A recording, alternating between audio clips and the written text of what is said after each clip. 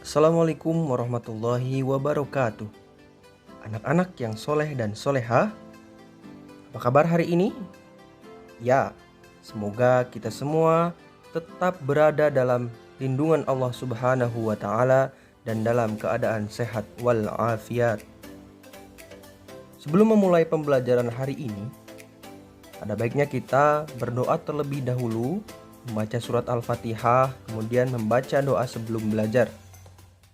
Berdoa dimulai. Berdoa selesai. Hari ini kita akan sama-sama mempelajari pelajaran Bina Fikih, materi sholat fardu. Anak-anak semua apakah sudah tahu tentang sholat fardu itu apa? Ya, betul sekali. Sholat fardu adalah rangkaian sholat yang sering kita laksanakan dalam sehari-hari, yaitu ada 5 waktu. Sholat zuhur, sholat asar, sholat maghrib, sholat isya, dan sholat subuh. Lalu mengapa umat muslim harus melaksanakan sholat? Ya, tentunya itu sebagai kewajiban bagi kita untuk beribadah kepada Allah Subhanahu wa Ta'ala, dan tentunya banyak manfaat-manfaat yang lain yang bisa kita peroleh dengan melaksanakan sholat. Mungkin kita bisa menjadi lebih disiplin terhadap waktu, kita bisa juga menjadi lebih menjaga kebersihan, karena dalam sholat juga pasti diwajibkan atau dianjurkan untuk berwudu. Dan juga tidak kalah pentingnya lagi, as-sholatu tanha 'anil fahsya'i wal munkar. Sholat bisa mencegah dari perbuatan-perbuatan keji dan munkar. Itu dalam surat Al-Ankabut ayat 45. Nah, anak-anak semua, itulah tadi beberapa faidah yang bisa kita ambil jika kita sering melaksanakan sholat. Lalu apa yang dimaksud dengan sholat itu? Oke, saat ini kita akan membahas lebih dalam lagi pengertian sholat. Sholat menurut bahasa itu adalah doa atau memohon. Namun, ada lagi pengertian secara istilah. Sholat adalah bentuk ibadah atau rangkaian ibadah yang ditunjukkan kepada Allah Subhanahu wa Ta'ala berupa perkataan, perbuatan yang dimulai dengan takbiratul ihram dan diakhiri dengan salam. Tentunya sesuai dengan syarat dan rukun yang telah ditentukan.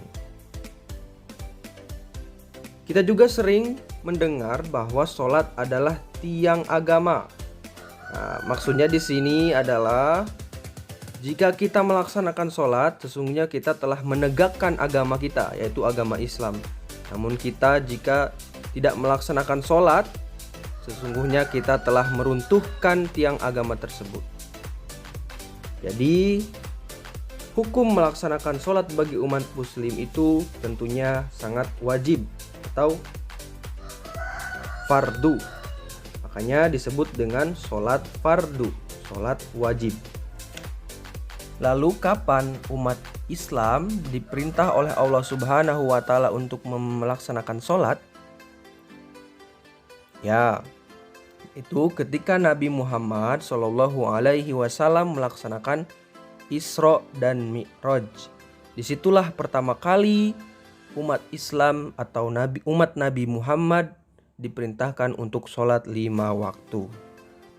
Kemudian kita akan membahas tentang syarat sholat. Syarat sholat itu terbagi menjadi 2. Ada yang namanya syarat wajib sholat, ada juga yang namanya syarat sah sholat.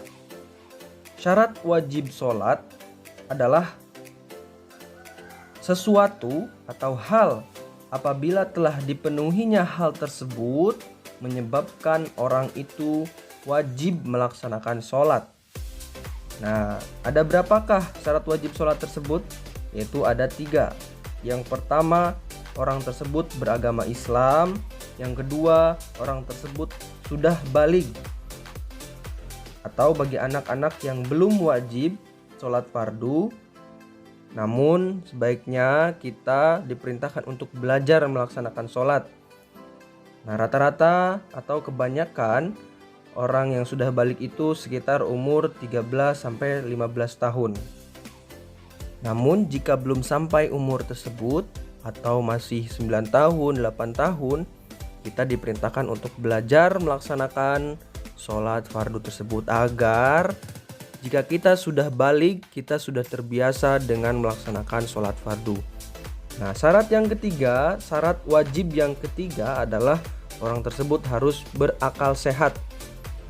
Berakal sehat di sini yaitu adalah tidak dalam keadaan gila atau tidak sadar. Selanjutnya kita akan membahas tentang syarat sah sholat. Syarat sah sholat ini adalah segala sesuatu yang harus dipenuhi sebelum mengerjakan sholat oleh orang yang akan melaksanakan sholat. Lalu apa yang harus dipenuhi ketika kita hendak melaksanakan sholat? Nah, yang pertama adalah badan kita harus suci, pakaian kita harus suci, dan tempat yang kita jadikan alas untuk sholat atau tempat di sekitar kita itu yang tersentuh oleh kita itu harus dalam keadaan suci dari najis. Yang kedua, syaratnya adalah suci dari hadas besar dan hadas kecil. Jika kita misalnya sudah buang air besar atau buang air kecil, maka kita sudah melakukan istinja kemudian hendak melaksanakan sholat, maka kita diperintahkan untuk berwudu. Nah, itulah suatu tanda atau bukti bahwa kita sudah suci dari hadas besar dan hadas kecil, yaitu berwudu. Kemudian yang ketiga adalah menutup aurat. Aurat laki-laki itu adalah dari tali pusar sampai dengan lutut. Sementara untuk perempuan yaitu seluruh tubuh kecuali wajah dan kedua telapak tangan. Maka dari itu kalau perempuan dianjurkan untuk memakai mukena atau pakaian yang lainnya menutupi aurat perempuan ketika sholat. Syarat yang selanjutnya yaitu menghadap kiblat. Artinya kita tidak boleh menghadap ke sembarang tempat. Jadi harus ada aturan-aturan yang sesuai dengan syarat sah sholat, yaitu menghadap kiblat. Syarat yang tidak kalah pentingnya lagi yaitu ketika kita sholat harus sudah masuk waktu sholat fardu. Nah, ini sangat penting. Kemudian yang terakhir, melakukan rukun-rukun sholat ataupun hal-hal yang diwajibkan ketika melaksanakan sholat. Lalu apa saja rukun-rukun sholat itu? Nah, insya Allah kita akan bahas di pertemuan yang selanjutnya. Mungkin untuk pertemuan kali ini kita cukupkan. Mari kita sama-sama membaca hamdalah. Alhamdulillahirabbil alamin. Kita tutup dengan doa kafaratul majlis. Subhanakallahumma wa bihamdika asyhadu an la ilaha illa anta wastaghfiruka wa atubu ilaik. Kurang lebihnya mohon maaf dari Abi. Wallahul muwafiq ila aqwamit thoriq. Ma'an najah fi ta'allumikum. Wassalamualaikum warahmatullahi wabarakatuh.